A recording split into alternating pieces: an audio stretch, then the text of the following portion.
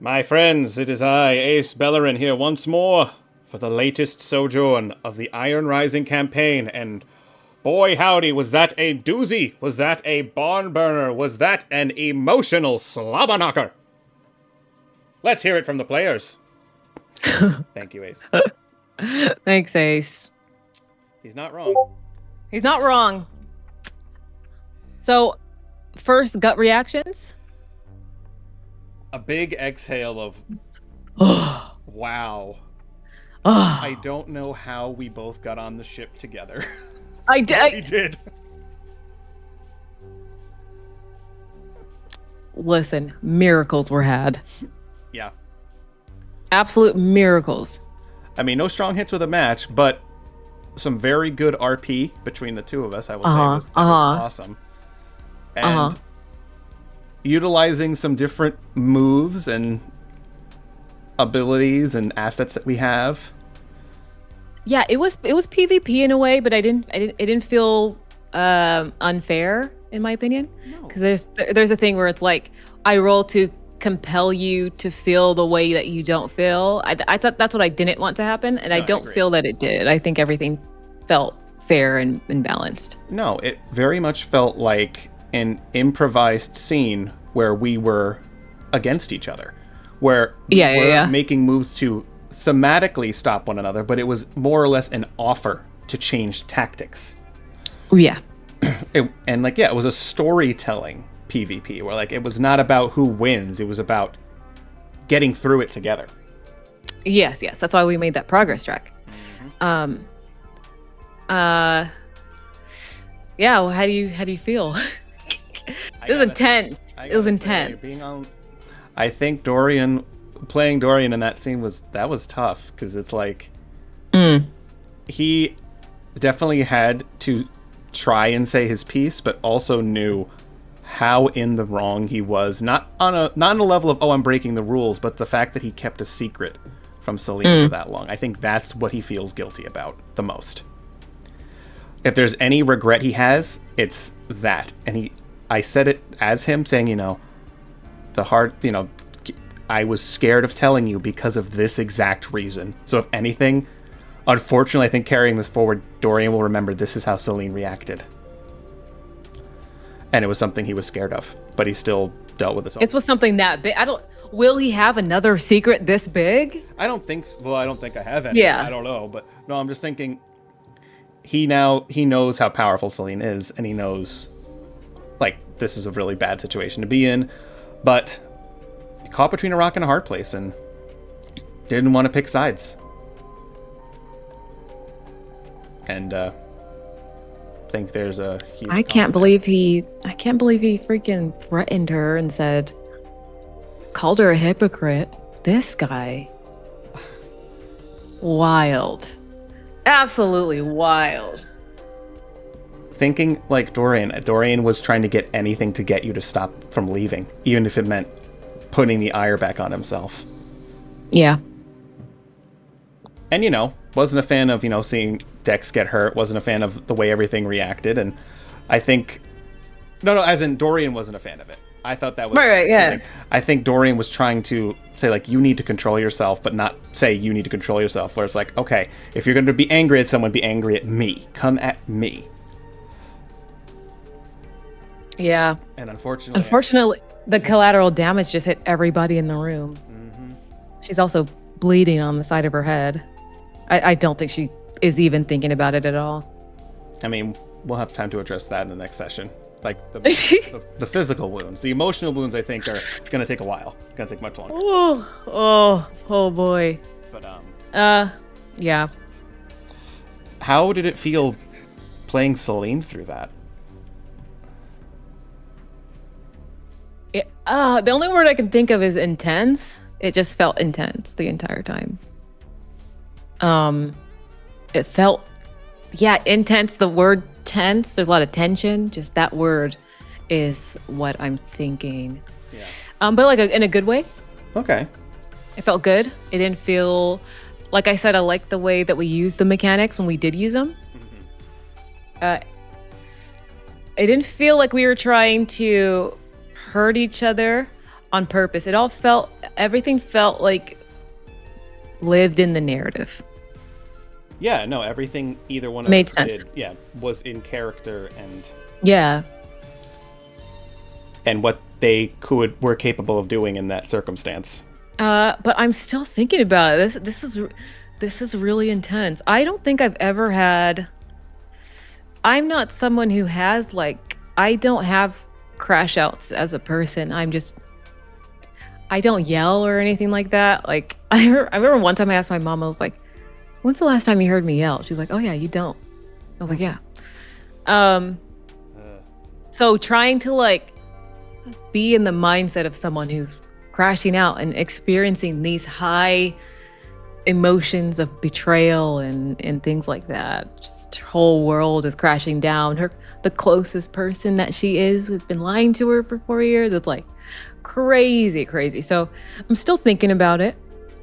I probably need to, I don't know, watch a SpongeBob episode after this. Bob's Burgers is my comfort show, so I feel you. Yeah, it's a little heavy. I think that's how I feel. Yeah, I think there was emotionally laborious. Yeah, I think that's the word. It felt like again, we have that 10% actor player in the back of our minds, we know this is 10, but your body's still reacting as if that emotion is real. Exactly. It's like when you're training dogs who are on film sets. It's they don't know that this isn't real. You know what I mean? It's our bodies can still go into fight or flight. And I will say, unfortunately, I have been around loud people and crashouts like this before, and it's I've seen both sides. I've seen people who are very explosive and voluminous, but then there are also the people who crash out who are just dead silent. Yeah. Actually, sometimes more terrifying.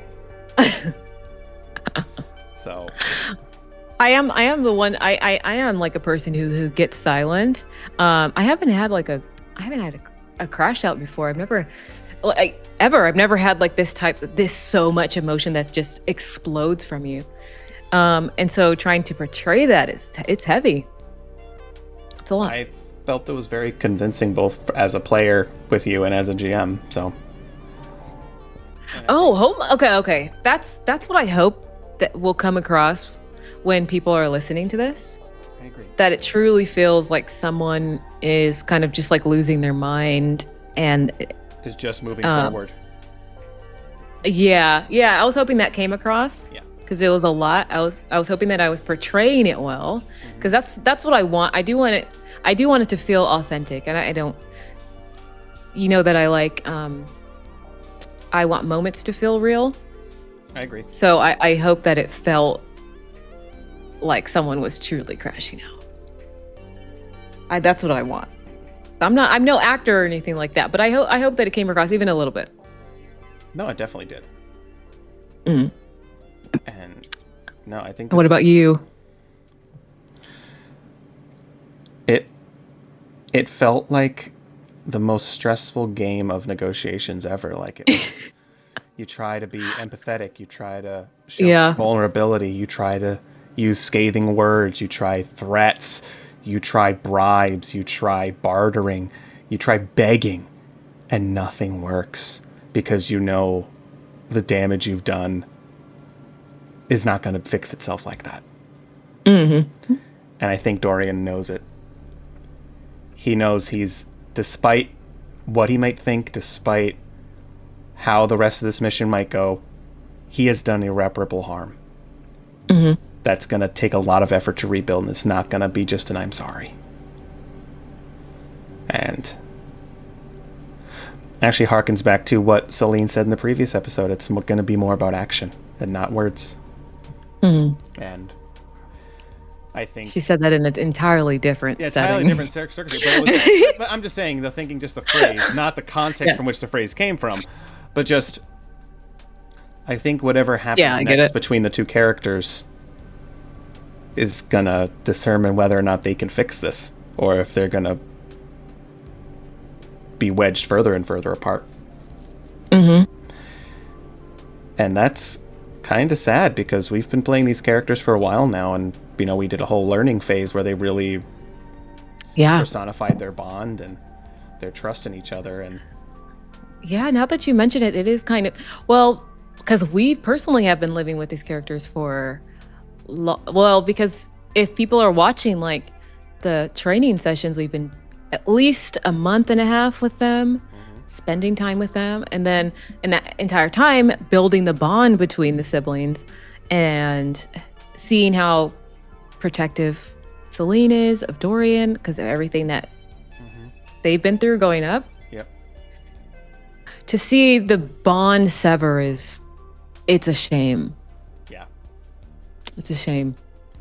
But I think some of the best stories have moments like that. Yeah. No. A story with just happy moments and nothing bad ever happening aren't interesting.